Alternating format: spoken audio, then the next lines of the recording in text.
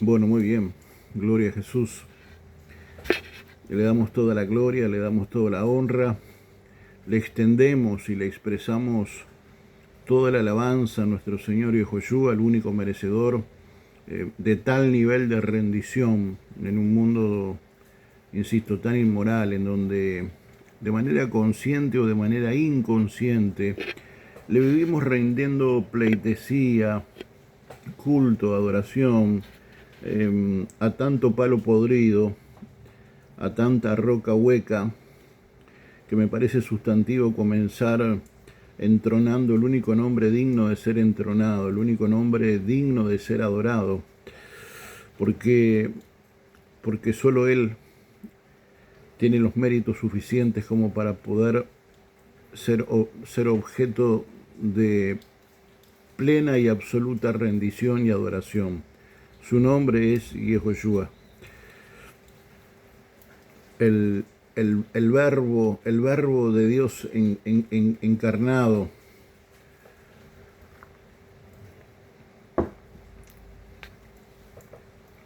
el verbo de Dios hecho hombre. Sepan disculpar, estamos, como habrán visto, disfrutando de un café con leche celestial en una jornada de sábado, bueno, muy típica, otoñal.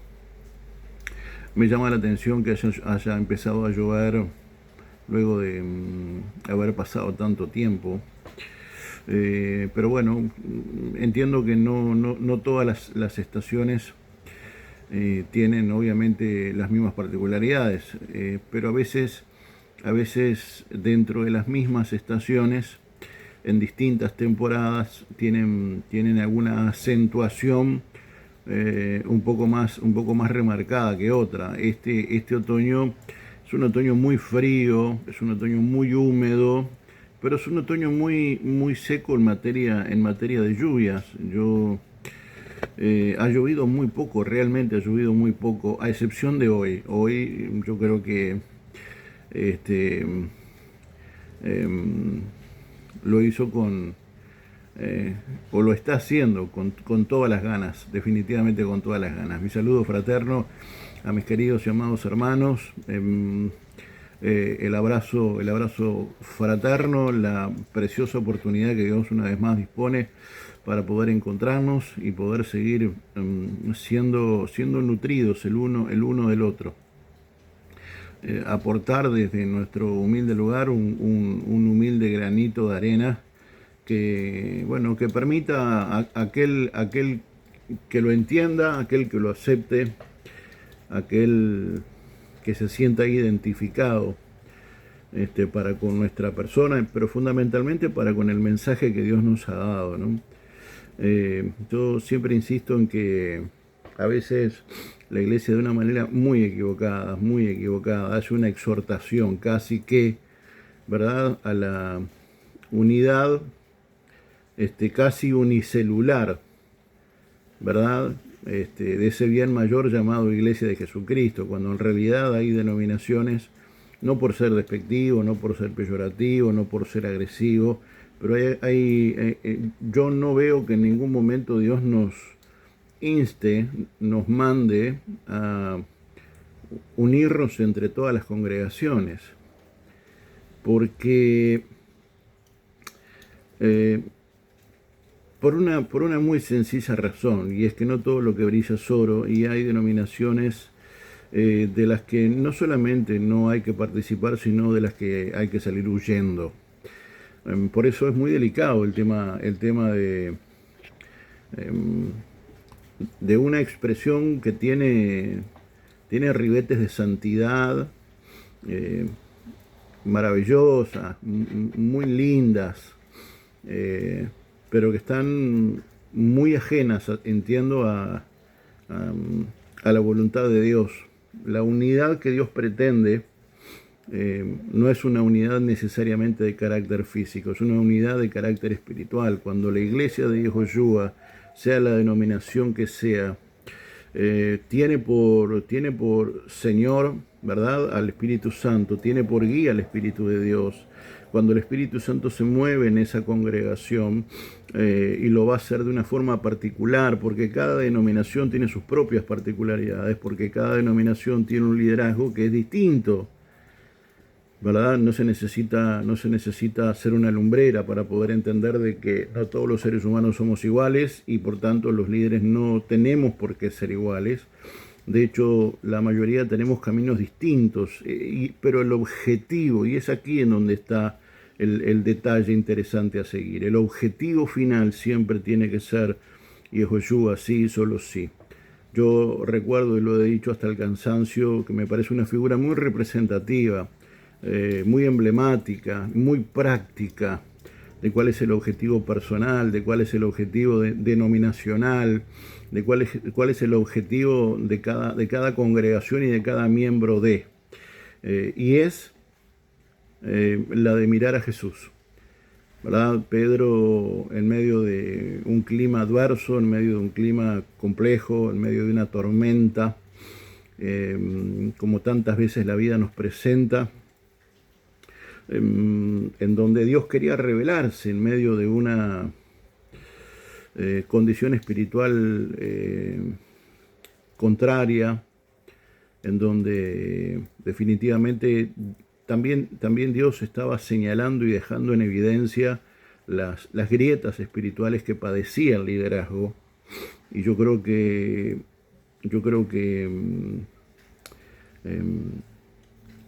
esa instancia no deja de ser rema para este tiempo, porque entiendo y asumo de que buena parte de las cosas que vivimos, para bien o para mal, me guste o no me guste, no dejan de ser situaciones muy significativas, porque en el pizarrón de Dios están previstos determinados escenarios que van mostrando aquello de lo que estamos hechos, viendo permanentemente cuál es nuestra reacción frente a tal situación.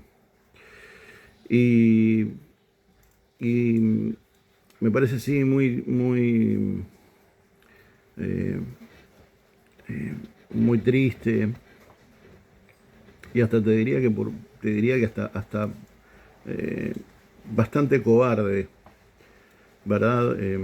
Argumentarnos de mil y una manera para que por la razón que yo estoy viviendo yo deje de hacer lo que tengo que hacer.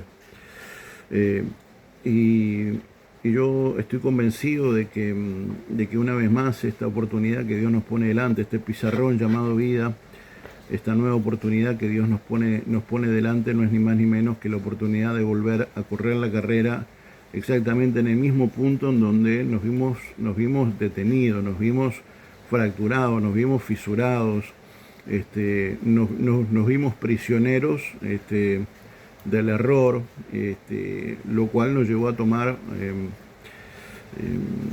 las decisiones incorrectas y por tanto tener que hacer un alto en el camino, reformular cosas para volver a ponerse de pie y de esa manera correr la carrera y correrla de la manera correcta y correrla a partir del lugar donde dejamos de hacerla, porque a veces queremos comenzar evitando el poder terminar esos procesos y el tema es que los procesos sirven para robustecer, ¿verdad?, nuestra estructura emocional, psíquica, espiritual, nuestros valores, y me parece que es un grave error saltearse etapas, querer pretender, ¿verdad?, como si fuéramos, acá manejamos mucho el concepto de la viveza criolla. De viveza me parece muy poca, de criolla sí, creo que tampoco es un mérito de nuestra amada nación, sino que me parece que es propio del ser humano. Pero insisto, yo creo que muchas veces a veces en esa preciosa oportunidad que Dios nos pone delante, nueva oportunidad que Dios nos pone delante, pensamos que podemos comenzar a correr desde donde nos parece que tenemos que comenzar a correr. Lo cual me parece un gravísimo error, porque tenemos que comenzar a correr a partir de donde el Ruach nos dice. Y normalmente, comenzamos a correr desde el punto que nos vio caer. Desde la misma piedra que nos fue piedra de tropiezo, desde el mismo pozo en donde tropezamos porque no pudimos ver, porque estuvimos lo suficientemente obnubilados, porque tuvimos una mirada lo suficientemente obtusa, negligente, irresponsable. Y miren que no estoy haciendo un juicio de valor, sino una simple descripción, y de la cual yo tampoco reniego, ni escapo, ni quiero hacerlo.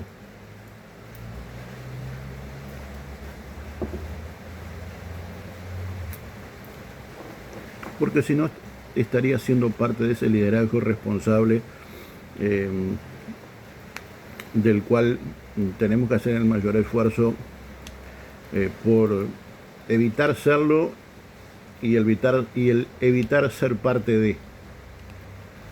Por lo tanto, cuando a Pedro se le presentó ese escenario de vida y tenía una visión muy borrosa por su propia condición, por su propia vivencia, por su propia experiencia, más allá de su expertise, cuando vio a Jesús, lo que vio fue un fantasma, fue una visión borrosa ¿verdad? Cuando Dios estaba intentando revelarse en medio de un clima por demás adverso.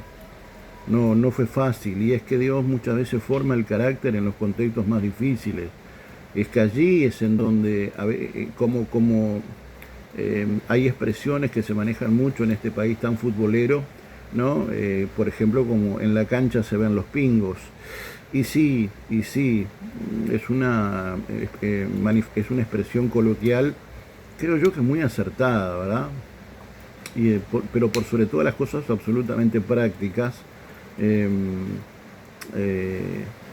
y dignas de detenerse y reparar en ese tipo de cosas, porque a veces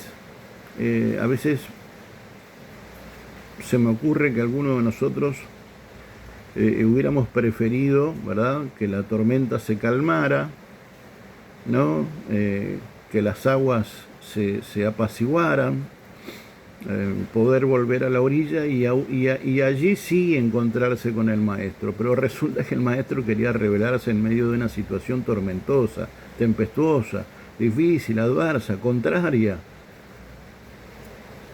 para formar carácter. Porque en las buenas todos somos amigos, en las buenas todos somos maravillosamente hermanos, somos maravillosas personas, pero cuando los grises, los marrones oscuros, los negros, los colores negros comienzan a aparecer, pareciera que lo fraterno se escurre entre los dedos como si fuera agua, y fundamentalmente queda en evidencia de manera genuina, de una manera muy, muy veraz, aquello de lo que estamos hechos. Por eso Cristo, por eso el Verbo hecho carne se le manifestó a sus discípulos, que manifestaban un temor terrible, una incredulidad mayúscula, y vaya a saber cuántas otras materias a trabajar en el pizarrón de la vida y en el pizarrón del ministerio. Se le aparece, y lo triste es que solo uno tiene la iniciativa. De todos los que estaban, solo uno le inquirió a Yehoshua, le manifestó una medida de interés, ¿sí? Y es que cuando estamos mal, definitivamente el interés por Jesús se desvanece de una forma muy triste, ¿no? Cuando las cosas no resultan, cuando las cosas no caminan, ¿no? En función de lo que uno espera, de sus aspiraciones, de sus pretensiones, cuando las cosas van mal, lisa y llanamente, ¿verdad? Más allá de que todas las cosas nos ayudan a bien, más allá de que aquellos que amamos a Dios, todas las cosas nos ayudan a bien, es, es, es, es de un grado de honestidad intelectual absolutamente necesario el aceptar que en mojones así, lejos de acercarnos a Dios, tendemos a alejarnos, eh, como si Dios hubiera puesto un repelente contra nosotros. Dios no se pone ningún repelente contra nosotros. A Dios le repele nuestro error, a Dios le repele nuestra ingratitud, a Dios le repele nuestra incredulidad, a Dios le repele nuestra inmadurez a la hora de enfrentar los procesos que nos van a llevar a accesar a nuevas dimensiones, a nuevas musculaturas espirituales, a nuevos niveles de autoridad. Por lo tanto, más allá, vuelvo a insistir, de que solamente uno, ¿verdad?, se paró en medio de la tormenta y comienza un diálogo con Jesús, un diálogo que cuando comenzó, Pedro pensó que lo estaba haciendo con un fantasma, con una figura a lo Gasparín. Y cuando tiene una respuesta, él, para reconfirmar que verdaderamente era Yehoshua, que verdaderamente era el Verbo hecho carne, le dijo, bueno, si eres tú, ¿verdad? Bueno, ustedes ya conocen el relato, si eres tú, manda que yo vaya a ti. Y de alguna manera solo hubo una objeción, solo hubo una regla que Yehoshua necesitaba trasladarle a su discípulo, y era: no dejes de mirarme, no dejes de mirarme, porque si algo te llama la atención y tu vista se aparta de mí, lo más probable es que te termines hundiendo, porque yo te estoy llevando y te estoy enseñando a caminar, te estoy enseñando qué es lo que sucede cuando uno sigue a Jesús aún en medio del dolor, en medio del miedo, en medio de la incredulidad, cuando uno sigue a Jesús y camina en pos de, a pesar de todos los pesares, a pesar de todos los argumentos que se te puedan ocurrir, cuando yo dejo de mirar a Jesús, lo más probable es que ese filisteo incircunciso, ese gigante, lamentablemente me termine gobernando, como cuando Goliat le dice a Saúl y a todo su ejército, y en ellos a David, le termina revelando un principio espiritual muy fuerte, y es: bueno, manden un hombre que pelee contra mí, y si él me vence, yo lo voy a servir, pero si yo lo venzo, ustedes me van a servir a mí. Y hay aventuras en la vida que son gigantes que nos salen al frente, que nos llevan a tomar la decisión de si ese gigante nos termina sirviendo a nosotros, y sirviendo, digo, de catapulta, ¿verdad?, para una nueva musculatura, para una nueva oportunidad, para una nueva oportunidad, o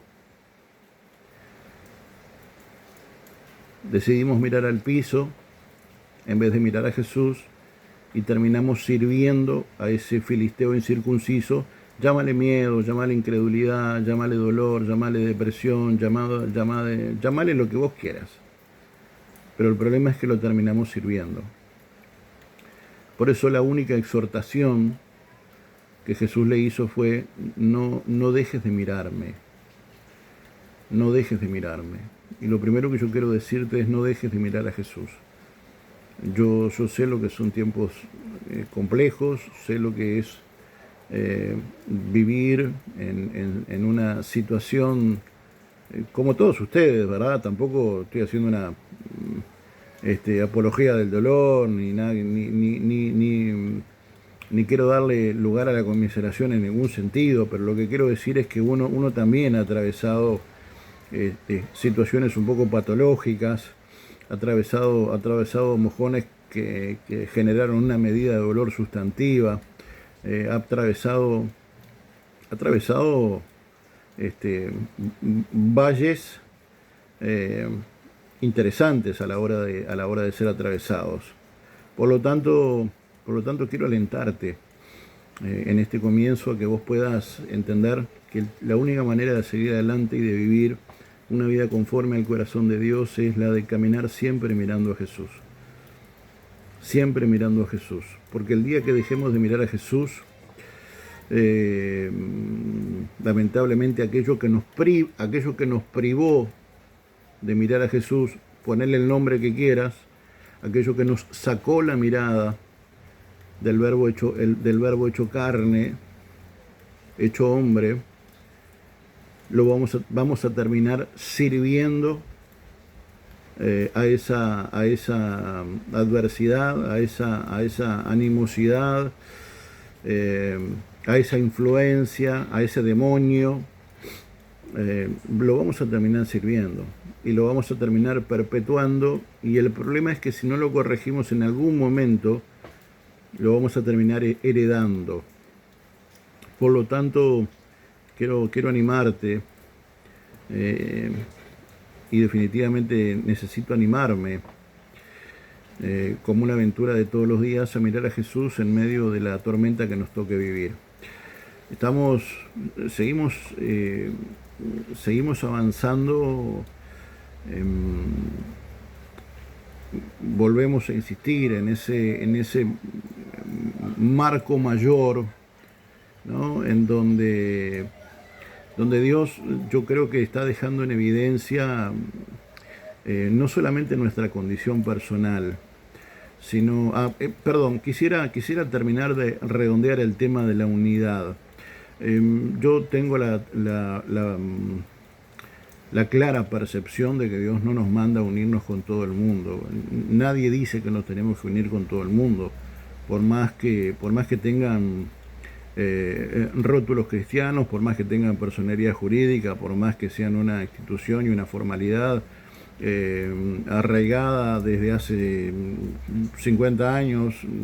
Cuando Dios quiere nutrir tu vida, nutrir tu ministerio, nutrir a tu gente, Dios va a establecer los vínculos necesarios para que vos te puedas familiarizar, ¿sí? Para poder ensanchar los sitios de tu tienda y ser parte de un cuerpo mayor, o recibir, ¿verdad? En esa bendita asociación, puedas recibir esos nutrientes que a lo mejor por una cuestión de que así como el Espíritu da los talentos, da las capacidades, así como Yehoshua da los ministerios,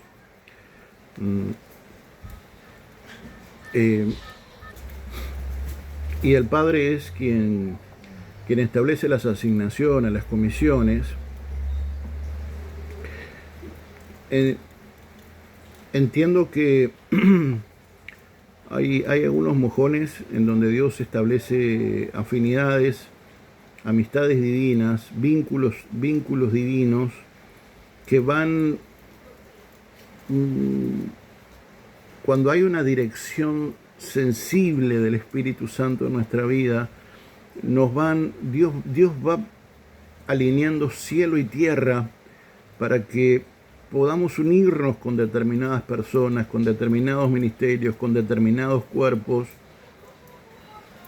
o con determinadas partes del cuerpo o miembros del cuerpo, que van a entronar en nosotros, van a establecer por medio del Ruaj y por los méritos del Mesías, van a establecer una capacitación, una instrucción, un bien que ellos tienen, porque así les fue delegado, ¿sí? Así como, vuelvo a insistir, es Yehoshua el que establece los ministerios y es el Espíritu Santo el que establece los dones, así como Él lo entiende pertinente.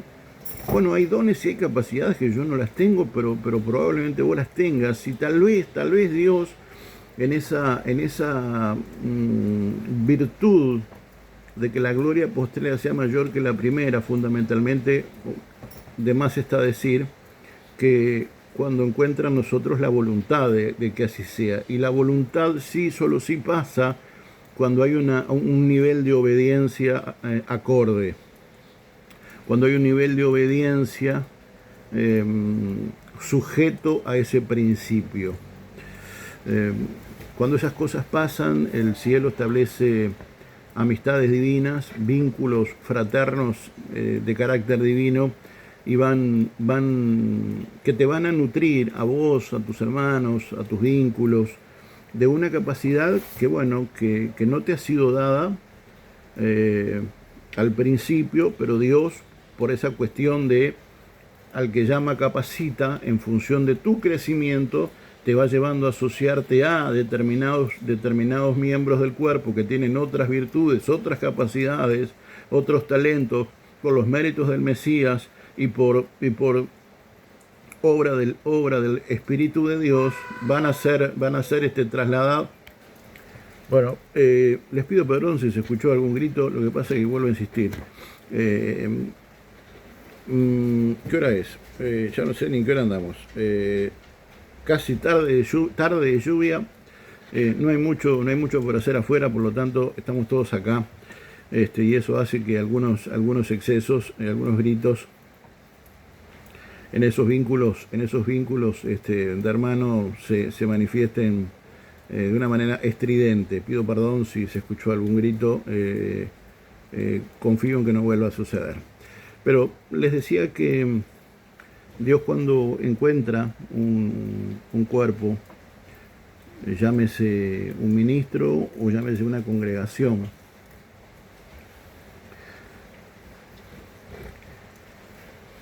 a quien Dios le haya dado una medida de confianza y que la haya cumplido a rajatabla, y por tanto te habilita a poder accesar a un nuevo nivel, y para eso muchas veces Dios permite determinados vínculos para vos asociarte con determinados miembros de la Iglesia de Jesucristo, que puede ser otra denominación, puede ser un miembro puntual, puede ser un pastor X, un maestro X, un hermano que tenga una virtud dada por el Espíritu que definitivamente va a darle, ¿verdad?, a la funcionalidad, al ministerio que Dios te ha dado, una riqueza, una profundidad, pero fundamentalmente un alcance mucho más sólido, ¿verdad? Y si nosotros seguimos replicando esa manera de trabajar, ¿verdad?, y seguimos siendo funcionales a los propósitos de Dios, Dios va a seguir haciendo y estableciendo los vínculos necesarios. Pero hay que tener mucho cuidado con eso de Dios es un Dios de unidad, hay que unirse con todos. No, hay personas con las que yo te exhorto a no unirte, por tu propio bien, y por el bien de los tuyos. Digo, cada uno hace lo que entiende necesario y es responsable de sus actos. Pero yo necesito desmitificar eso de que porque somos iglesia, ¿verdad?, como si todo lo que brillara es oro, tenemos que salir corriendo a unirnos con todo el mundo, ¿verdad? Tenemos que salir corriendo, abrazarnos y amarnos y besarnos entre todos. No, discúlpenme, pero no, yo no veo eso en las escrituras, no visualizo eso. El concepto de unidad no pasa por amigarte con todo el mundo o ser parte de la visión que Dios le ha dado a otros, porque muchas veces ese es el gran peligro. cuando vos te asociás con gente a quien Dios no te comisionó, a quien Dios no te envió, la misión que Dios puso en vos se puede corromper. Y para eso quiero dejarte un breve ejemplo, ¿verdad? Cuando Dios llama a Abraham a ser parte, a ser el padre de la fe, ¿verdad? Con todo lo que eso conlleva, le da lineamientos muy claros, muy sólidos, muy concretos, ¿verdad? Le dice: apártate de tu tierra, de tu parentela y de la casa de tu padre. Pero bueno, en la fragilidad, tal vez emocional, tal vez en esa necesidad personal, pero también muy influenciada por lo cultural, no solamente de aquel entonces, sino de aquella región. Perdón.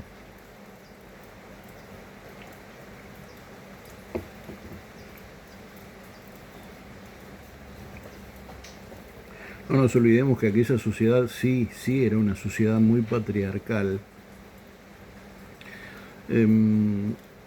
La necesidad de tener hijos será mayúscula y mucho más la de tener hijos varones. Y a sabiendas de que su esposa, Sara, era estéril, las probabilidades de Abraham, yo creo que ya habían desistido, habían fracasado hace ya mucho tiempo. Y yo imagino, insisto, esto no es doctrina, por el amor a Dios, pero yo imagino, en esa suerte de meditación que uno hace en la palabra, que esa sensibilidad, ¿verdad? Ese corazón de padre que definitivamente Abraham tenía, no en vano se le llama el padre de la fe, más allá de que padre, la expresión padre implica muchas más cosas, es mucho más amplio que el solo hecho de engendrar, cosa que no es menor, pero es válido decirlo. El mote de bien ganado del padre de la fe, de alguna manera también creo que dejaba en evidencia su condición humana, su anhelo de poder tener hijos, de tener herencia, de tener a alguien a quien dejarle todo lo que él trabajó, construyó, porque eso forma parte de nuestro legado, ¿verdad? Eso forma parte de nuestra vida, el dejar herencia, ¿no? El dejar herencia, y herencia no en términos financieros, sino herencia en términos morales, en términos de principios, en términos ministeriales, en términos espirituales. Dejar herencia y buena herencia, ¿no? No maldiciones, herencia.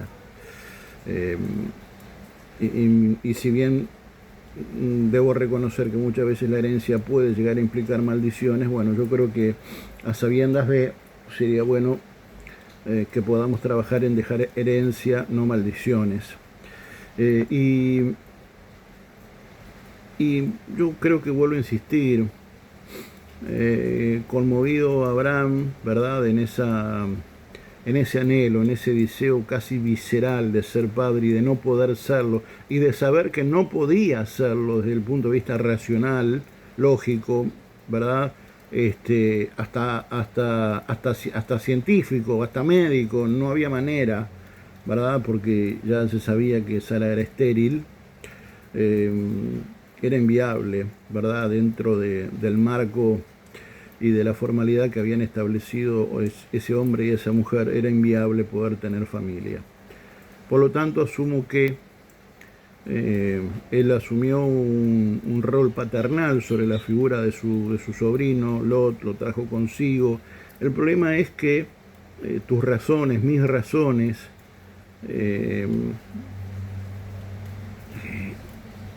todas aquellas cosas que yo pueda cargar a la hora de emprender este maravilloso viaje con Dios, yo debo revisar varias veces la mochila, o la maleta, o lo que quieras, porque a veces nuestra naturaleza no nos exime de cometer errores. Nuestra humanidad no nos exime de cometer errores. Y si bien los lineamientos de Dios son muy claros,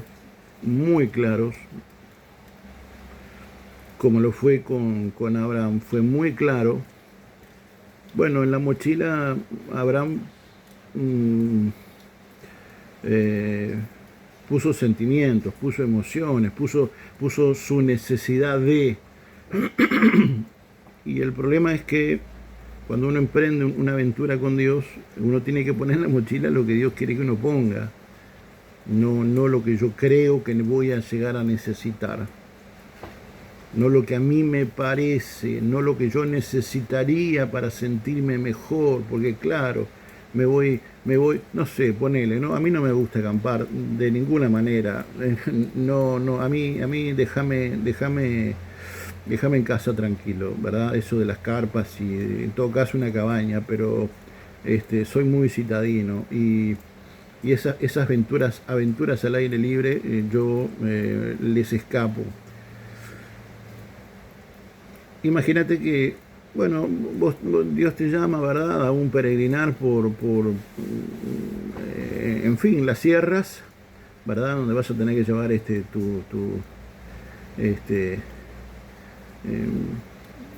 tu carpa, en fin, tus cosas para hacerte, los rudimentos para hacerte algo para comer o calentar un poco de agua, yo qué sé, no sé, lo que fuera.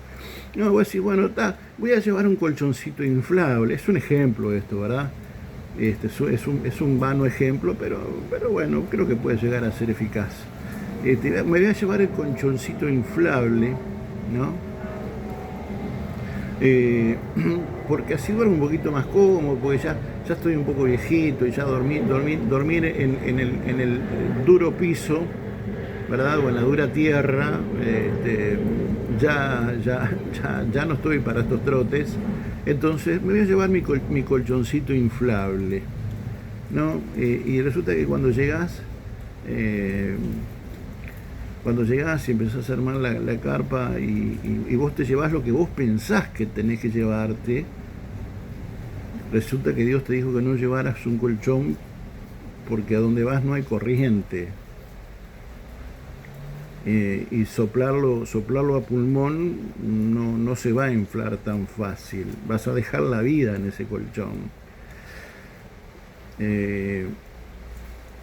Por lo tanto, por más cosas que a mí me lleguen a parecer bien,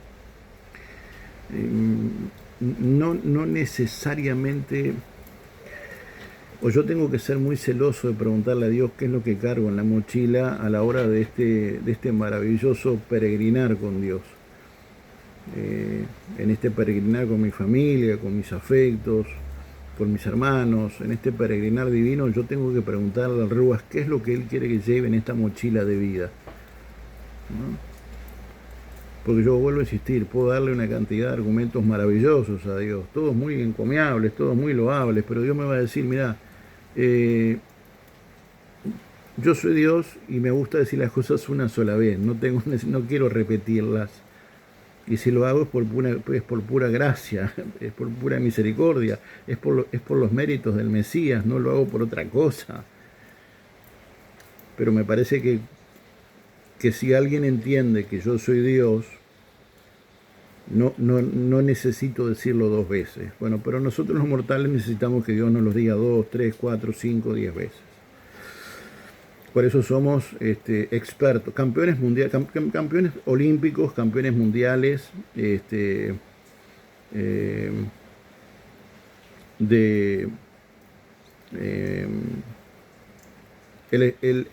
abusar de la gracia, ¿no?, de una manera casi contumaz. Y bueno, y muchas veces así nos va, ¿no? Así nos va, mal que me pese, así nos va.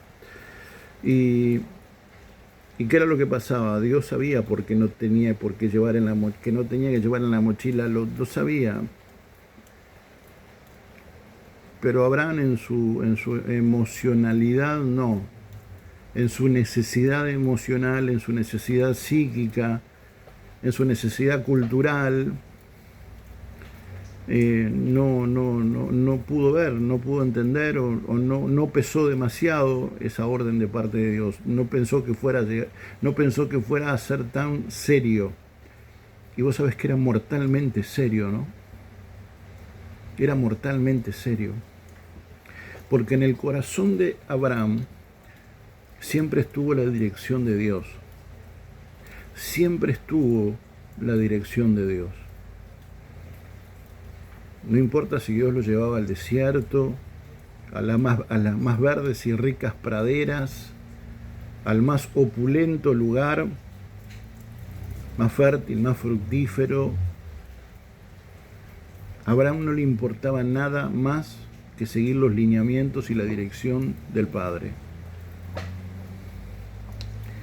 Pero se había asociado y familiarizado con alguien que tenía la capacidad de afectarlo, como era su sobrino Lot, porque era su afecto. Lot tenía la capacidad, yo no digo, tampoco quiero entrar en conjeturas ni nada que se le parezca, pero desde el momento en que se le llevó, en que se lo llevó aún en contra de la dirección de Dios, claramente Lot tenía una incidencia sobre la vida y por tanto sobre las decisiones de Abraham. No sé en qué medida, pero lo suficiente como para que se lo llevara y desobedeciera a Dios. Eso a mí ya me muestra un grado de incidencia importante. Y Dios se lo venía haciendo saber. Abraham, revisa la mochila, Abraham, revisa la mochila, Abraham, revisa la mochila, Abraham. Y viste, era como que él estaba en su mundo, siguiendo a Dios, siendo fiel a los lineamientos divinos, soportando a veces con enormes méritos la dureza de la prueba, pero no soltaba al otro. Hasta que de alguna manera Dios dijo, bueno, da. No lo entendemos de una manera, bueno, vamos a hablarlo de otra manera, a ver si lo podemos entender. Entonces provocó, ustedes ya conocen la historia, provocó una pelea entre los pastores de uno y de otro, que vinieron a hacer sus descargos y sus reclamos pertinentes. Y recién allí, pero fue a partir de un pleito, de una pelea, de una enemistad, donde pudo, tampoco quiero andar inventando historias, pero francamente, uno se imagina que podrían haber pasado cosas peores. Podrían haberse violentado el uno contra otro, podrían haber matado, unos podrían haber matado a los pastores de otros, yo qué sé. La Biblia no lo describe de esa manera, pero uno en esa necesidad de intentar trasladar conceptos y figuras, bueno, a veces apela mucho a la imaginación, pero una imaginación que pudo haber sido claramente posible. Y claro, cuando llevan a Abraham sus causales, sus descargos, ¿verdad? Por allí aparece Lot, o me imagino que estaban ahí, ¿no? Tomándose, si fuera Uruguay te diría que unos mates, cafecito. Y cuando llegan los pastores de uno y de otro, ¿verdad? Haciendo sus reclamos, me imagino que a los gritos, tal vez a los insultos. Todo absolutamente evitable, todo. Pero bueno, a veces es la única forma de entenderlo. Es la única forma de entender. Y mal que me pese. Y allí le cayó la ficha a Abraham y entendió que había puesto en su mochila, y lo digo de una manera muy respetuosa, lo que pasa es que me parece una figura muy práctica la de la mochila, ¿verdad? No es que uno pueda meter a un ser humano en una mochila, de más está decirlo. Es una figura retórica y es a modo de ejemplo. Y Abraham lo entendió. ¿Pero qué fue lo que entendió Abraham? Abraham entendió primero que había desobedecido a Dios. Y después la razón por la cual había desobedecido a Dios. Y la razón implicaba el entender que cuando uno se lleva consigo cosas que son familiares, pero no son correctas, cosas a las que uno les tiene afecto porque ha convivido tanto tiempo, ¿verdad? Como hay concupiscencias, hay pecados, hay errores que son lo suficientemente familiares al punto de que les tenemos afecto y los queremos llevar todo el tiempo en la mochila de nuestra vida. Y vos decís, pero Marcelo, ¿cómo puede ser eso? Y sí. Y yo te diría que nos pasa casi que a todos, ¿eh? Yo te diría que nos pasa casi que a todos, que si tenemos que revisar la mochila encontramos varias cosas que si en algún momento tenemos capacidad de tomar distancia de lo que yo pongo y del valor que yo le doy a las cosas que pongo en la mochila y lo contrasto con lo que Dios dice de ellas, voy a terminar concluyendo de que he caído en un grave error. Porque a veces cargar con baja estima, cargar con odio, cargar con dolor, odio, porque la vida es muy vasta, ¿viste? Yo qué sé, porque creciste en una familia disfuncional, porque fuiste violado, violada, porque pasaste grandes necesidades, enormes carencias, digo, no quiero entrar en mucho detalle porque me parece que no es necesario. Me parece que ya somos lo suficientemente grandes como para poder entenderlo, pero a veces me parece que es necesario repasar que a la hora de aventurarnos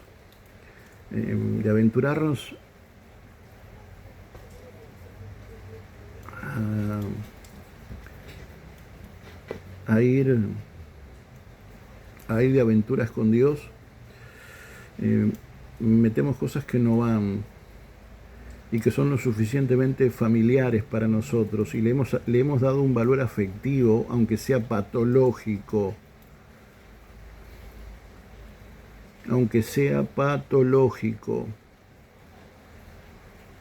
Hay gente que miente y miente y miente y miente y se cree sus propias mentiras.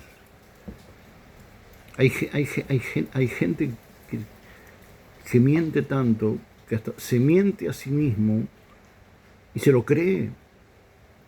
Pero te aseguro que se lo cree. Hay gente que se victimiza, y se victimiza, y se victimiza, y se victimiza. Y estoy convencido que a la hora de armar su mochila mete la victimización. ¿Por qué? Y bueno, porque convivió toda la vida con eso. Porque le encanta victimizarse. La conmiseración, la lástima, el miedo. Y así tantas otras cosas. Pero puede llegar a ser muy peligroso. Porque lo que estaba en riesgo y en juego era la visión de Dios. ¿Por qué es tan importante entender esto? Porque la misión a la que nosotros vamos es una misión de Dios. ¿Me explico? O sea, hacia donde nosotros vamos es una orden de Dios. Vos me dirás, bueno, me gusta, no me gusta, lo hago con agrado, lo hago a regañadientes.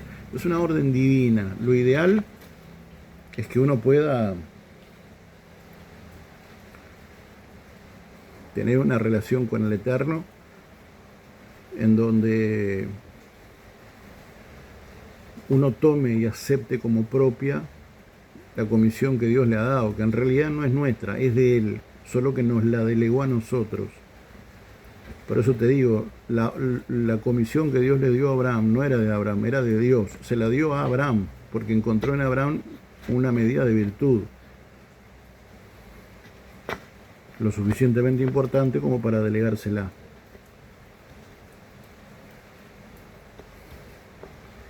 El problema es que Dios es celoso de su obra. Dios es muy celoso de sus cosas. Y Dios tenía la responsabilidad de llevar a Abraham hasta donde tenía que llegar porque en realidad ese diseño era un diseño de Dios. Y si bien Dios delega esos diseños en voluntades humanas, hace esa expresión de confianza, no dejan de ser destinos del cielo, destinos del Rey, destinos reales. Vuelvo a insistir, lo maravilloso y lo ideal sería que yo lo tome como propio y lo ame tanto que lo asuma y lo tome como propio.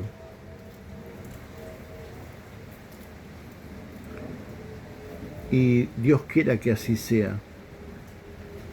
Pero así siendo de esa manera, yo tengo que reconocer que la misión que Dios ha puesto en mí no es mía, es de Él.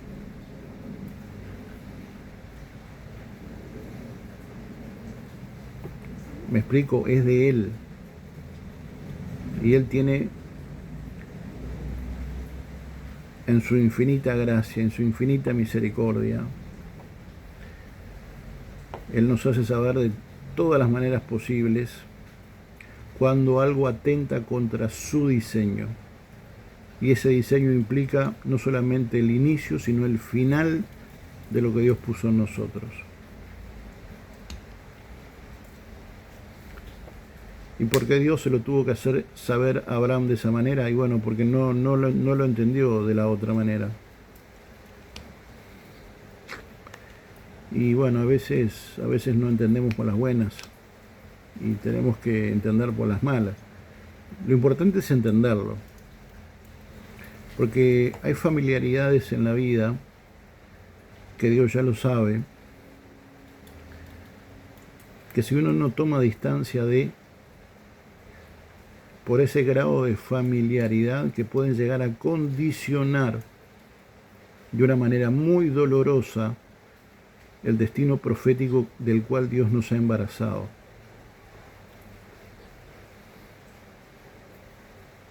¿Y qué quiere decir, varón? Bueno, lo que quiero decir es que cuando uno sigue avanzando en el desarrollo de la lectura y de las escrituras, cuando Abraham le da a elegir a Lot, lo que está dejando es expuesto el corazón de Lot.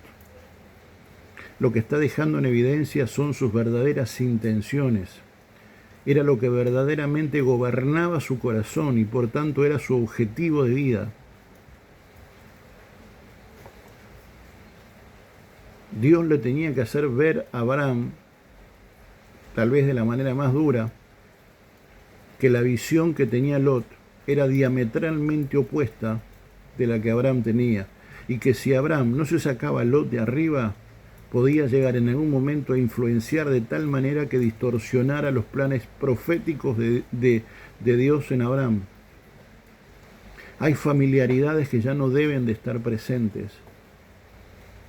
Sí, pero yo estoy tan encariñado con este dolor, estoy tan encariñado con esta forma, porque yo siempre fui así.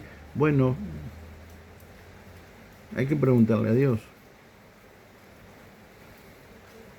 si quiere o no que vaya en la mochila. porque si no esa familiaridad te puede llegar a generar enormes dolores de cabeza.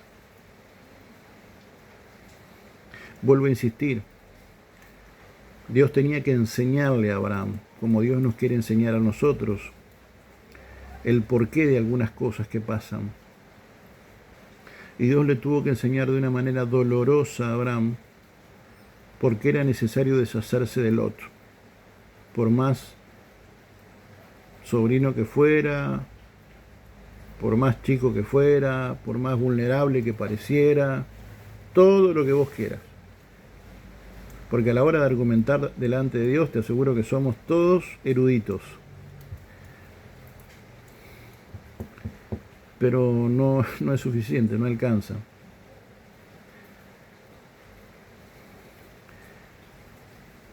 Hasta que, insisto, a través de una sola pregunta,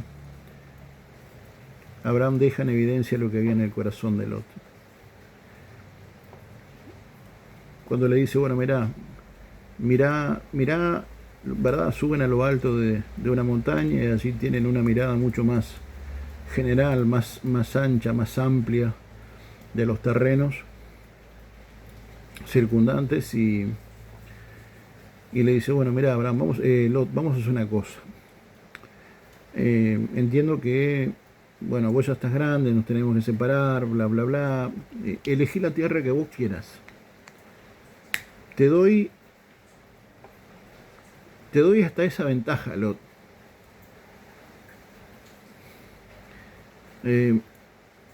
Elegí, mirá para todos lados, mirá bien, mirá para todos lados.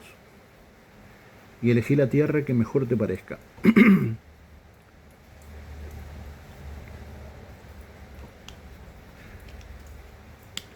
Y andá en esa dirección. Eso sí, decime en dirección de dónde vas a ir, porque yo voy a ir a una dirección absolutamente contraria a la que vos vas a ir. Porque me doy cuenta de que tu visión es diametralmente opuesta a la que Dios ha puesto en mi vida. Entonces es necesario que yo te deje ir, porque si no en algún momento vos me vas a influenciar de tal manera que hagas de mi camino más doloroso de lo que ya a veces lo es. O peor aún, me prives de alcanzar mi propósito. Y quedó en evidencia lo que había en el corazón del otro. Él vio las llanuras con las mejores tierras, me imagino el mejor índice coñac, las mejores tierras, las más fértiles, ¿verdad? Con los pastos más grandes, más verdes, más robustos, más fuertes, yo qué sé. Donde había seguramente los acuíferos necesarios, los ríos necesarios para sostener esa calidad de la tierra y esa calidad de las pasturas para darle de comer a sus ganados y a su gente. Pero si uno sigue leyendo, ese lugar que eligió Lot era un lugar que iba en dirección de una ciudad con una connotación muy, muy demoníaca. De hecho, dice la escritura de que él se fue arrimando hacia ese lugar. Porque así como lo bueno se atrae, lo malo también se atrae.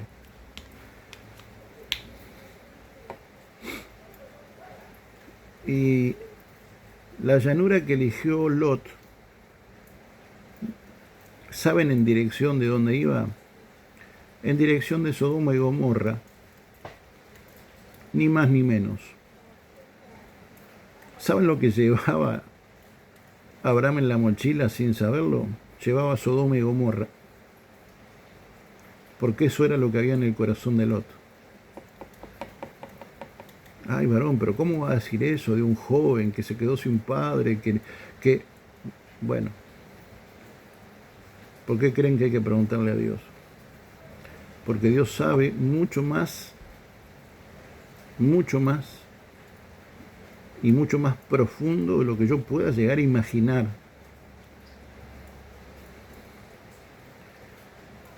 Abraham puso a su amado, a su vínculo filial, a un huérfano,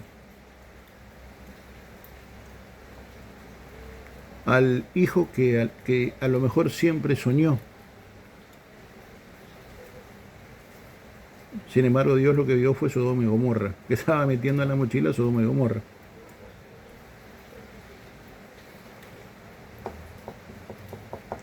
Por eso,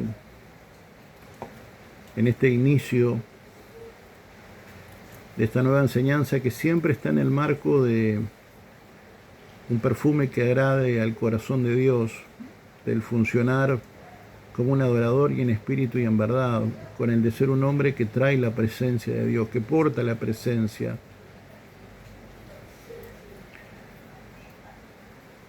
Y que entiende que la manera de poder transportar presencia es funcionando como un sacerdocio correcto. Y un sacerdocio correcto implica ser un adorador en espíritu y en verdad.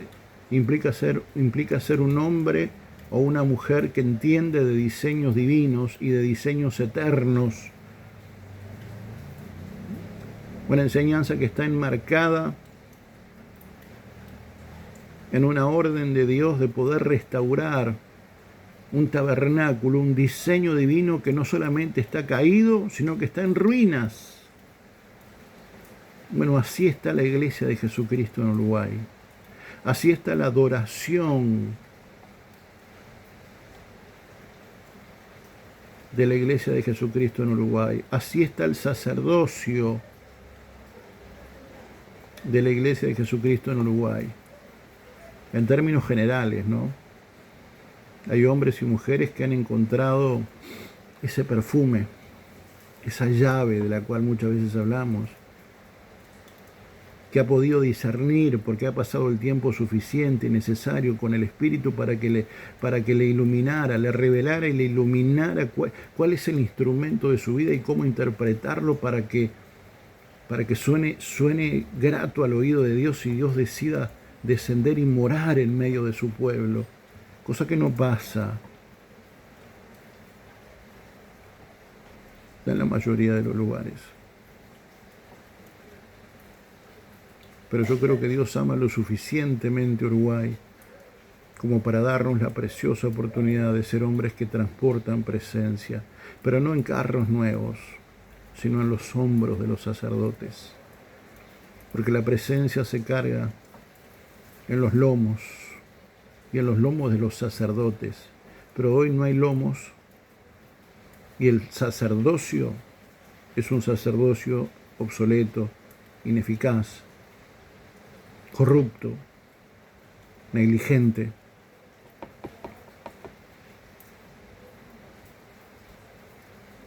Por lo tanto, no hay presencia. Es en este marco de enseñanzas en donde bueno, quise despuntar de esta manera porque así el Eterno me llevó a hacerlo, para así poder hacer una nueva introducción que tiene que ver con el de poder establecer los vínculos que existen entre esos maravillosos roles que hacen a los levitas y que hacen al sacerdote. Esos levitas que son el resultado de claramente una de las tribus, de las 12 tribus de Israel, de la tribu de Leví,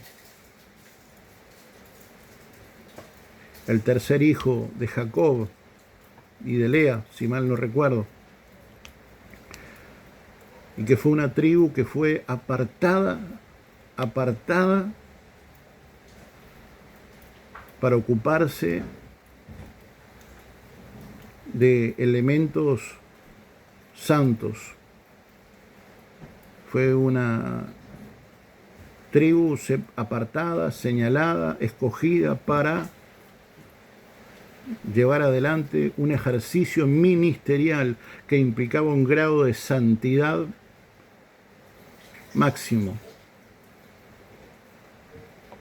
y hacer esa suerte de interpretación y esa correlación que existe entre el levita y el sacerdocio, porque por más que parezcan iguales, y si bien conviven, coexisten y tienen una interrelación muy válida a la hora de la praxis, a la hora de la práctica, una cosa es ser levita y otra cosa es sacerdote. Sacerdocio que viene del linaje de Aarón, del hermano de Moisés, que cuando Moisés baja y se encuentra, porque el Eterno le hace saber que estaban construyendo una réplica del dios Api, que era un dios egipcio, ese famoso becerro de oro, que no es ni más ni menos que el dios Api, ¿verdad? Cuando Moisés dice, bueno, vamos a hacerla fácil, como le hace Dios. O estás conmigo o estás contra mí. No, a mí los grises no van con Dios. Y Moisés, tipo D, dijo lo mismo. Bueno, a ver, ¿quién hizo esto? Viste, ahí, viste que la culpa no la quiere nadie, ¿verdad? Digo, no tenemos ningún problema en funcionar en grados de irresponsabilidad mayúscula, pero las consecuencias o la culpa, no, gracias. Nosotros solo hacemos la maldad, pero la culpa no la queremos. Que se la lleve otro. Entonces Moisés, a sabiendas de eso, le dice, bueno, a ver, ¿quién fue? A ver, que los que estén con Jehová, que vengan de este lado. Y claramente el sacerdote, la línea de Aarón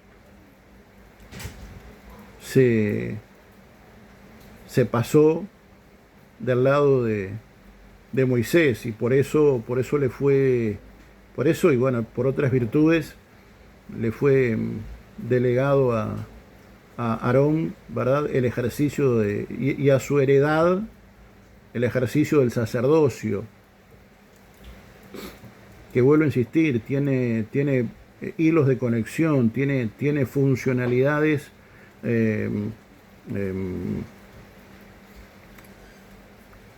complementarias con la función del levita,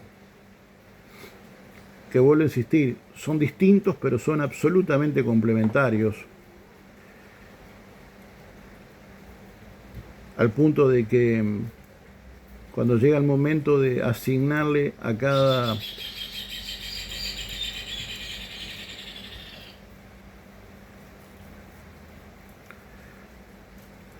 uno su parcela, su lugar para crecer, bueno, la tribu, el sacerdocio de Aarón, no le fue asignado ningún territorio en particular, sino que le fueron asignadas ciudades, y le fue comisionado al resto del pueblo, le fue comisionado, ¿verdad?, a ese sacerdocio, el ejercicio ministerial, la liturgia, los sacrificios, el cuidado del arca de la alianza, etcétera, etcétera, etcétera. Vuelvo a insistir, en coordinación con los levitas, sobre todo con un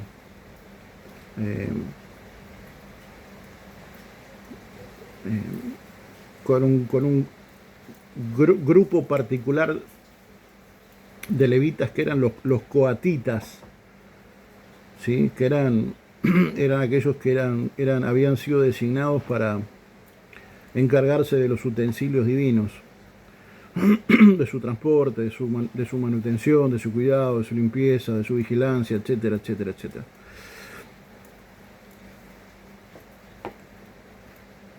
Así que, mis queridos hermanos, quiero bendecirles. Discúlpenme, el amigo Claudio me agarró ahora al final, pero va a tener que irse, como siempre. seguimos, si así quieren, si así lo disponen, porque vuelvo a insistir, es Dios el que establece los vínculos, es Dios el que une, es Dios el que dice sí, es Dios el que dice que no. Pero confío en que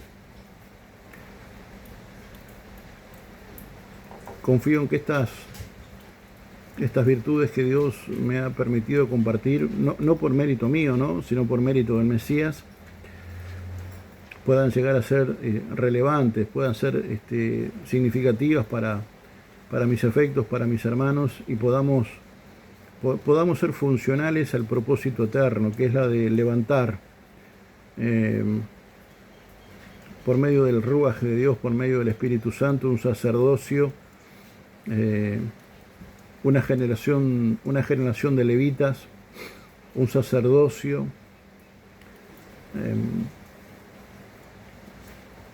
lo suficientemente íntegro, santo, con conciencia de qué es lo que implica su rol, que no es una jerarquía, sino que es una responsabilidad que se lleva a cabo a partir de los lineamientos divinos, porque el ser levita o el ser un sacerdote,